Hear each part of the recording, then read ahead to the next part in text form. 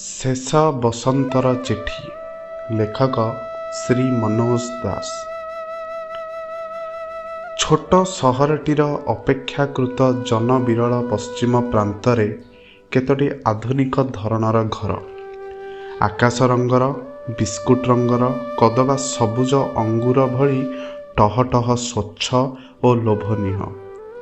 ଏହି କଲୋନୀର ଶେଷ ପ୍ରାନ୍ତରେ ଯେଉଁ ଦୁଇ ମହଲା ଘରଟି, ସଯତ୍ନ ବର୍ଦ୍ଧିତ ଫଳ ପୁଷ୍ପର ଗଛଲତା ଗହନରୁ ସେଇଟା ଦୂରକୁ ଦେଖାଯାଏ ଗୋଟାଏ ନୀଡ଼ ଭଳି। ନୀଡ଼ ଭିତରୁ ଯିମିତି ବିହଙ୍ଗ ଶାବକଟିଏ ଆଖି ତୋଳି ଅନାଏ, ଠିକ୍ ସିମିତି ଦୁଇ ତଳର ବାରନ୍ଦାରେ କେତୋଟି ପତ୍ର ପୁଷ୍ପୋଚ୍ଛଳ ଟବ୍ ଭିତରୁ ଟିକି ଝିଅଟିଏ ରେଲିଂ ଉପରେ ଭରା ଦେଇ ଅନାଇ ରହିଥାଏ ରାଜପଥର ଦୃଶ୍ୟମାନ ସୀମା ପର୍ଯ୍ୟନ୍ତ। ସେ ପଥରେ ଦୈନିକ ଯାଏ କେତେ ଯାନବାହନ, କେତେ କିସମର, କିନ୍ତୁ ଟିକି ଝିଅଟିର ନିର୍ନିମେଷ ଦୃଷ୍ଟିକୁ ନିମିଷେକ ପାଇଁ ମଧ୍ୟ ସେମାନଙ୍କର ତୈଳାକ୍ତ ଗତିଶୀଳ ଦ୍ୟୁତି ଚମକାଇ ଦେଇପାରେ ନାହିଁ। ସେ ପଥରେ ଯାଏ ଡ୍ରମ୍ ପିଟି ପିଟି, ସୁଲଳିତ ବଂଶୀ ବଜାଇ ବଜାଇ ସିନେମାର ମନ୍ଥର ବିଜ୍ଞାପନ ଗାଡ଼ି। ଦୈନିକ 10:30ଟାରେ ଦୁଇଟି ସାଇକେଲରେ ଲଗାଲଗି ହୋଇ କୌଣସି ଅଫିସ୍ ଉଦ୍ଦେଶ୍ୟରେ ଯୁବକଟିଏ ଯୁବତୀଟିଏ ଯାଉ ଯାଉ ଏପରି ଆଚରଣ କରୁଥାନ୍ତି ଯେ ସେଥିରେ ତଳେ ଫାଟକ ଆଗରେ ଟୁଲ୍ ପକାଇ ବସି ନିଶ ଆଉଁସା ଆଉଁସି କରି ମହାକାଳ ଅତିକ୍ରମ କରି ଚାଲିଥିବା ଦରୱାନଟି କୃତ୍ରିମ ଭାବରେ କାଶି ଉଠେ। କଦାଚିତ୍ ଫେରିବାଲା କିଶୋରଟିଏ ହୁଇସିଲ୍ ମାରିଦିଏ। ସେ ପଥରେ ପୁଣି ଜଣେ ଜଟାଜୁଟଧାରୀ, ବିଭୂତ ବିମଣ୍ଡିତ ନିରାସକ୍ତ ପୁରୁଷ ବଶୀକରଣ, ଗ୍ରହଶାନ୍ତି ଇତ୍ୟାଦିର ସ୍ୱପ୍ନଲବ୍ଧ ଅବ୍ୟର୍ଥ କବଚ, ଚେରମୂଳି ଇତ୍ୟାଦି ଧରି ବିଦଗ୍ଧ ମାନବତାର ସେବାର୍ଥେ ପ୍ରାୟଶଃ ଯିବା ଆସିବା କରନ୍ତି। ଟିକି ଝିଅଟିର ସୁଦୂର ପ୍ରସାରୀ ଦୃଷ୍ଟି କିନ୍ତୁ କେଉଁଥିରେ ହେଲେ ବି ଚହଲି ଯାଏ ନାହିଁ।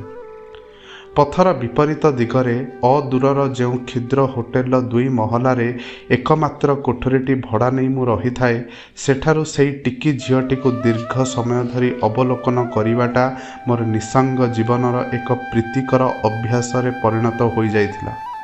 ସରକାରୀ କଲେଜରୁ ଅବସର ଗ୍ରହଣ କରିବା ପରେ ହିଁ ମୁଁ ସେଠାକୁ ସମ୍ପ୍ରତି ଏକ ପ୍ରାଇଭେଟ୍ ସାନ୍ଧ୍ୟ କଲେଜର ଅଧ୍ୟାପକ ରୂପେ ନିଯୁକ୍ତି ପାଇ ଆସିଥିଲି।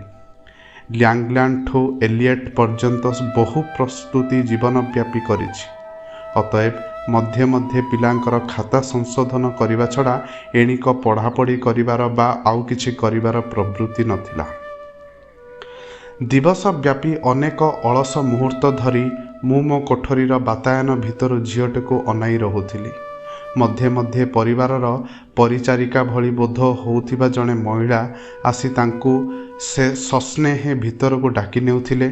କିନ୍ତୁ ସକାଳ ପ୍ରାୟ 8ଟା ପରେ ଓ ଉପରଓଳି 3ଟା ପରେ ଝିଅଟି ପ୍ରତିଥର 2-3 ଘଣ୍ଟା ଲେଖାଏଁ ସେଇଠି ଯେପରି ନିଶ୍ଚୟ ନିଶ୍ଚଳ ହୋଇ ରହିବ, ସେଥିପାଇଁ କିଏ ଯେପରି ତାକୁ ମନ୍ତ୍ରମୋହିତ କରିଦେଇଥିଲା। ଥରେ ଥରେ ତାର ସେଇ ଏକାନ୍ତ କମନୀୟ ବଦନକୁ ଟିକିଏ ଅଧିକ ନିରୀକ୍ଷଣ କରି ଦେଖିବା ସକାଶେ ମୋର ଇଚ୍ଛା ପ୍ରବଳ ହେଲେ ମୁଁ ମୋର କୋଠରୀ ସମ୍ମୁଖର କ୍ଷୁଦ୍ର ବାରନ୍ଦାକୁ ବାହାରି ଆସୁଥିଲି। ଝିଅଟି ମୋ ଆଡ଼କୁ ମଧ୍ୟେ ମଧ୍ୟେ ଅନାଉଥାଏ। ଦୂରତ୍ୱ ତଥା ମୋର ବାର୍ଦ୍ଧକ୍ୟ ପୀଡ଼ିତ ଦୃଷ୍ଟିର ମଳିନତା ସତ୍ତ୍ୱେ ମୁଁ ଦେଖୁଥିଲି, ବରଂ କୁହାଯାଇପାରେ ଯେ ଅନୁଭବ କରୁଥିଲି ଝିଅଟିର ନୟନ ଯୁଗଳ ବଡ଼ ଉଦାସ। ତଥାପି ସେଇ ଔଦାସ୍ୟ ତଳେ ଚାପି ହୋଇ ରହିଥିଲା ଯେଉଁ ସ୍ୱାଭାବିକ ସ୍ଫୂର୍ତ୍ତିର ସ୍ଫୁଲିଙ୍ଗ, ତାହା ଥରେ ଥରେ ଯିମିତି ତାର ପରିପାର୍ଶ୍ୱକୁ ଝଲସାଇ ଦେଉଥିଲା। ଥରେ ଥରେ ଯେତେବେଳେ ଛୋଟ ପକ୍ଷୀଟିଏ ଫୁଲକୁଣ୍ଡ ସବୁ ଭିତର ଦେଇ ଡେଇଁ ଡେଇଁ ତା ସମ୍ମୁଖକୁ ଚାଲି ଆସୁଥିଲା, ଅଥବା ଯେତେବେଳେ ପାର୍ଶ୍ୱବର୍ତ୍ତୀ ଘରର ପାଳିତ ପାତି ମାଙ୍କଡ଼ଟି ଜଞ୍ଜିରରୁ କୌଣସି ପ୍ରକାରେ ମୁକୁଳି ଆସି ସେଇ ବାରନ୍ଦାରେ ବସୁଥିଲା ଓ ସେ ରୂପ ଦର୍ଶନେ ଶଙ୍ଖୀ ବିଲେଇଟିଏ କ୍ରମାଗତ ଭାବରେ ଫୁଲିବାକୁ ଲାଗୁଥିଲା। କିନ୍ତୁ ସେ ସ୍ଫୁଲିଙ୍ଗର ସ୍ଫୁରଣ ହେଉଥିଲା ମୁହୂର୍ତ୍ତକ ସକାଶେ। ମୁଁ ଯେତେ ଆଗ୍ରହରେ ଝିଅଟିର ଆଚରଣରେ ଏକ ବିରଳ ବ୍ୟତିକ୍ରମକୁ ଅପେକ୍ଷା କରୁଥାଏ ନା କାହିଁକି, ମୋ ଉପରେ ଆଖି ପଡ଼ିଲେ ସେ ପୁଣି ତାର ବିଷଣ୍ଣ ଏକାଗ୍ରତା ଭିତରେ ନିମଜ୍ଜିତ ହେଉଯାଏ। ଲେଉଟିଯାଏ ଏକ ସୁଦୂର ପୃଥିବୀକୁ, ଯାର ଏକମାତ୍ର ବାସିନ୍ଦା ସେ ନିଜେ। ଛାତ୍ର ଅବସ୍ଥାରେ ତଥା ଅଧ୍ୟାପକ ଜୀବନର ପ୍ରଥମ ପର୍ଯ୍ୟାୟରେ ମୁଁ ବରଂ ବିଭିନ୍ନ ସୌଖିନୀ ଅଭିନୟ ଅନୁଷ୍ଠାନରେ ସର୍ବଦା ହାସ୍ୟ ରସାତ୍ମକ ଭୂମିକାରେ ଅବତୀର୍ଣ୍ଣ ହେଉଥିଲି। ଅନ୍ୟ ଭିତରେ ମଜା ଉଦ୍ରେକ କରିବାଟା ଥିଲା ଦୁର୍ଭାଗ୍ୟ ବା ସୌଭାଗ୍ୟକ୍ରମେ ମୋ ଚେହେରାର ଜନ୍ମଗତ ବିଶେଷତ୍ୱ। ଅଥଚ ଝିଅଟି ମୋତେ ଦେଖି କିପରି ପାତିମାଙ୍କଡ଼ ସାନ୍ନିଧ୍ୟରୁ ଲାଭ କରିଥିବା ପ୍ରସନ୍ନତା ଟିକକ ହରାଇ ଦେଇପାରେ, ତାହା ମୋତେ କେବଳ ବିସ୍ମିତ ନୁହେଁ ହତାଶ ମଧ୍ୟ କରୁଥିଲା। ଭାବୁଥିଲି ବାର୍ଦ୍ଧକ୍ୟ ବୋଧହୁଏ ମୋ ଚେହେରାରେ ଆଣିଦେଇଛି ଅନାହୁତ ଗାମ୍ଭୀର୍ଯ୍ୟ। ଦିନ 10:30ରୁ 11ଟା ଭିତରେ ସାଇକେଲ ଚଢ଼ି ଖାକି ପରିଚ୍ଛେଦରେ ରାଜପଥର ବଙ୍କିମ ସୀମାରେ ଯେଉଁ ବ୍ୟକ୍ତିଟି ଆବିର୍ଭୂତ ହୁଏ, ତାକୁ ହିଁ 2-3 ଘଣ୍ଟା ଧରି ଝିଅଟି ଅପେକ୍ଷା କରିଥାଏ। ପୋଷ୍ଟମ୍ୟାନ୍ଟି ବିଭିନ୍ନ ଘର ଆଗରେ 2 ଚକ୍ରରୁ ଅବତରଣ କରି ଚିଠି ବଣ୍ଟାବଣ୍ଟି କରି ଯେତେବେଳେ ସେ 2 ମହଲା ପାଖକୁ ଆସେ, ସେତେବେଳେ ଝିଅଟି ପ୍ରାୟ ଶ୍ୱାସରୁଦ୍ଧ ଉତ୍କଣ୍ଠା ନେଇ ବାରନ୍ଦାର ଲୁହାବାଡ଼ ଉପରୁ ଝୁଲି ପଡ଼ି ପ୍ରଶ୍ନ କରେ, ମୋ ପାଇଁ ଚିଠି ଅଛି? ମୋ ନାମ ରୀନା। ପୋଷ୍ଟମ୍ୟାନ୍ଟି ଈଷତ୍ ହସି ନାସ୍ତିସୂଚକ ହାତ ହଲାଇ ଚାଲିଯାଏ।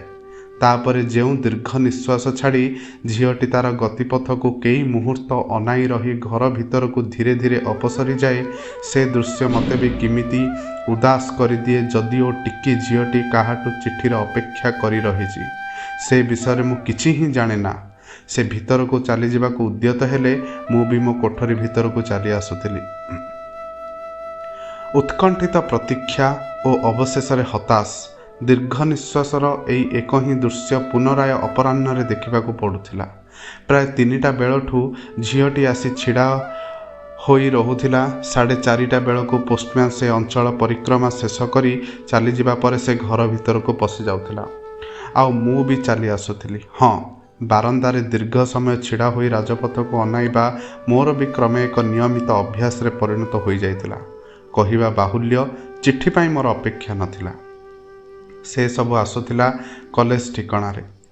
ଏହି ଅଭ୍ୟାସ ପଛରେ ରହିଥିଲା ଟିକି ଝିଅଟିକୁ ବାରମ୍ବାର ଦେଖିବାର ସୁତୀବ୍ର ଆକାଂକ୍ଷା।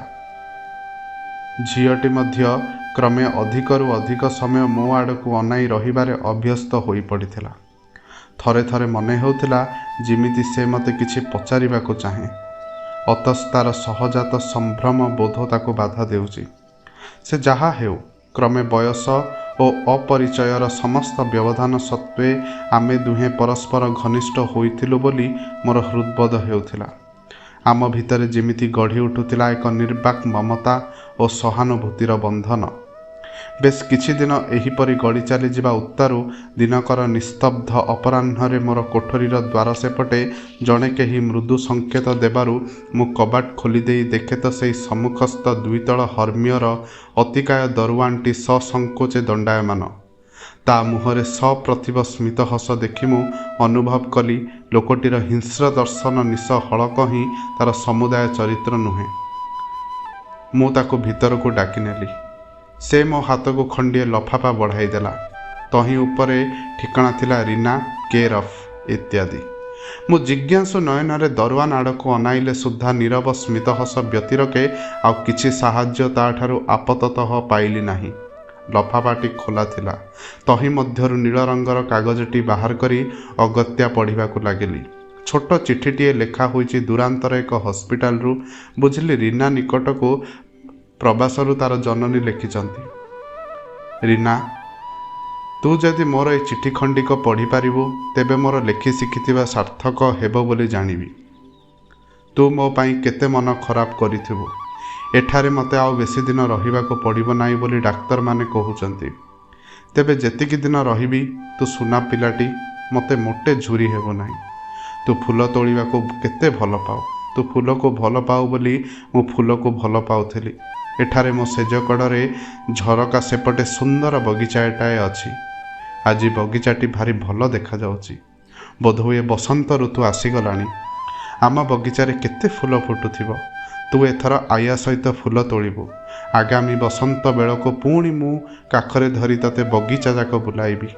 ଉଚ୍ଚ ଡାଳମାନଙ୍କୁ ହାତ ବଢ଼ାଇ ତୁ ଫୁଲ ତୋଳିବୁ। ମୁଁ ସବୁବେଳେ ତୋ କଥା ଭାବୁଛି। ତୋର ଯେଉଁ କେତେ ଖଣ୍ଡି ଫଟୋ ମୋ ନିକଟରେ ଥିଲା, ସେଗୁଡ଼ିକ ତ ସବୁବେଳେ ଦେଖୁଛି। କିନ୍ତୁ ତୋ ବାପା ଲେଖିଥିଲେ ତୁ କୁଆଡ଼େ ଅଭିମାନରେ ଆଉ ଫଟୋ ଉଠାଇବାକୁ ଦେଉନାହୁଁ।